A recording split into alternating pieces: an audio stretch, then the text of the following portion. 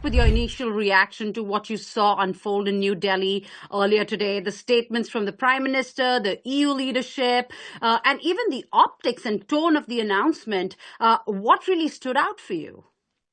Well, the fact that they got this across the finish line at all, it's been in the works for almost 20 years. And I think, 20 years ago or 18 years ago when they first started negotiations, India was willing to sign trade agreements, but not normally those that had really cutting edge commitments in terms of market access and liberalization.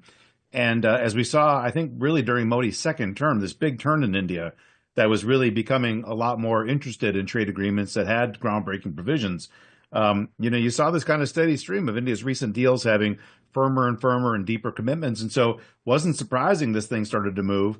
And of course, everybody has signaled that we were heading towards this visit as an opportunity to sign it.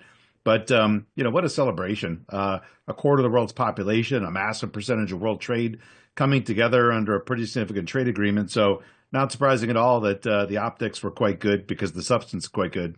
Talk about the global implications. What message does EU and India, this agreement really send globally, particularly to the policymakers, the lawmakers here in Washington?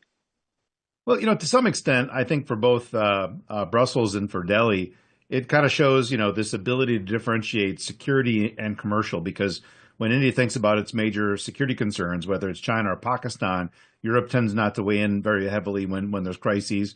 And similar, to Europeans, they think of Russia's invasion of Ukraine, and India certainly doesn't want to play in that game. And that's been a sticky point, I think, in relationships in recent years. But this kind of shows the ability to sort of divorce those things. From Washington, I guess we're all kind of wondering, is this going to have an impact on whether the U.S.-India deal that's actually been, under negotiation for almost a year now, is that going to help it get across the finish line? I mean, it's been on the president's desk. We basically have, what we consider a first round of a deal. The negotiators have brought, a couple of versions up to the president. We haven't been able to get something across the finish line and signed. I don't know whether this is going to unstick that. I think the president wants certain things on agriculture commitments. He's going to want better access in almost any area than what India's given to other markets. Maybe there's a few things Europe got that they might go back to the drawing board.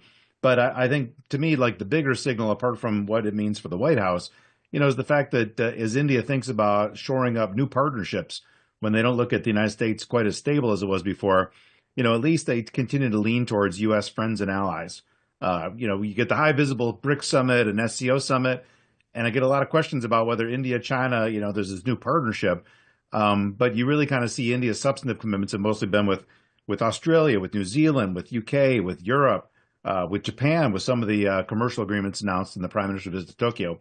So that's kind of the two features. I don't think it'll unstick our deal, but also it is good to see India shoring up, with countries and blocks that are on our side of what would be a separated ecosystem at some point, perhaps on areas like tech.